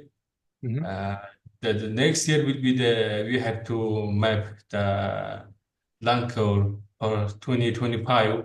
Maybe in this case we have to use this method, or we have to collaborate with you all, I think. Thank you. The question was no question. I was Thank you. So generally, so I would clarify these things here. Generally, he saying because is that possible to the use for the national level land cover mapping? Then, because as you're saying, some of approach as difficult to different phenology. Because the climate changing in different regions. Then Mongolia, in case of Mongolia, there is every 5 year frequently generate land cover mapping national level. There might be, he's saying, might be we could use in your synthetic approach. So the approach is still depending on data availability. When you aggregate all data from 1 year, which is what I did in the first examples, then you have a lot of data available, usually. That makes the approach very robust. But it can lead to the fact that you cannot track phenology because you aggregate, you make an average of all observations in a year. And that makes it hard to detect things like when does the growing season start, because you eliminate that information at the cost of more robust annual data. Now, the approach can also be used in a different way where you apply it to single observations and then see how the fractions change over these single observations. That is also what LBEC you are using. It is trickier. It makes the result for the single observation less reliable, but it allows you to track things like start of season or end of season. So there's a trade-off in what approach do you need for what specific question. Тэгэхээр савга ойлгосноо. Yeah, yes, yeah. Good. Thank you. Тэгэхээр энэ бас мөн ялгаагүй манай энэ газар ашиглалт энэ хоцорын газар төлөвлөдөг энэ хүмүүст бас хэрэгтэй их сонирхолтой тийм аппроч байна те. Жишээлбэл сая бас дурж байна. Миний ашиглаж байгаа аргачлал нь бол нөгөө бас мөн ялгаагүй spectrum mixture analysis-ийн аргачлалыг ашиглаж байгаа. Тэрэн дээр бол нэг дутагдaltaй тал нь юу гэхээр single end member гэдэг одоо single spectrum signature ашиглаж байгаа байхгүй юу? Ши ногоон ургамал дээр хэл нэг л ногоон ургамал шар ургамал гэхээр нэг л шар ургамлын спектр ашиглаж байгаа. Одоо манийний нэг давуу тал нь юу гэхээр аппрочын давуу тал нь юу гэхээр синтетикийн давуу тал нь юу гэхээр ногоон ургамал дээр олон төрлийн одоо signature гаргаж аваад шар ургамал дээр олон төрлийн signature аваад за хот цөөрөн газар дээр олон төрлийн signature аваад гэх мэт ингээд олон одоо тренинг датан дээр энэ аппроч ингээд ажиллаад явах тийм бүрэн боломжтой. Тэргээрээ илүү синтетик аппрочийн давуу тал нь байх нэ. Тэгэхээр хот цөөрөн газрыг бол англи дээр бол илүү сайн тохиромжтой байх нэ. Одоо шил хот цөөрөн газрын ногоон байгууламж, конкрет байгууламжийг хооронд нь ялгах те. Тэн дээр илүү наривчлалтай ажиллах нэ.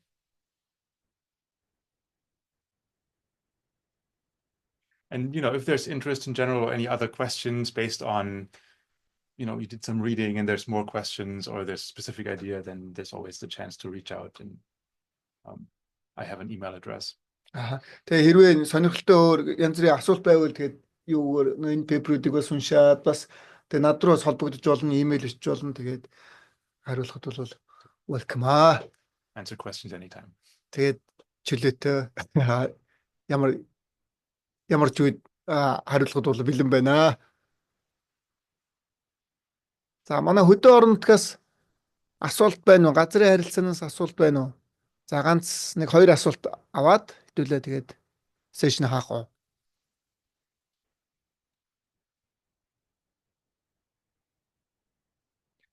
Энэний чиглэлээр сургалт мургалтын талаар ганц нэг сонирхсан асуулт авах уу юу?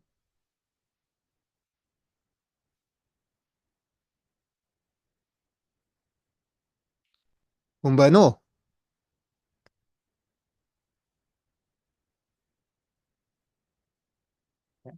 За ямар ч тач энэ нөгөө хэдүүлээ сешн хай. За Бүүбаатартай баярлаа. Францтай мөн баярлаа. Thank you so much, France. No, thank you. It's very interesting presentations. Also really hard to translate to Mongolia. You did a very good job. First presentation was very interesting. I very much like in biodiversity tracking. Thank you so much, Bue, again. Yeah. So even we could share our this video recorder. Тэгээд та бүхэн бас энэ нөгөө бичлэгийг бас ингээд давтаж үзээд жишээндэг бол харах боломжтой шүү. Энэ бичлэгийг ингээд олон нийтэд шеэрлэнэ.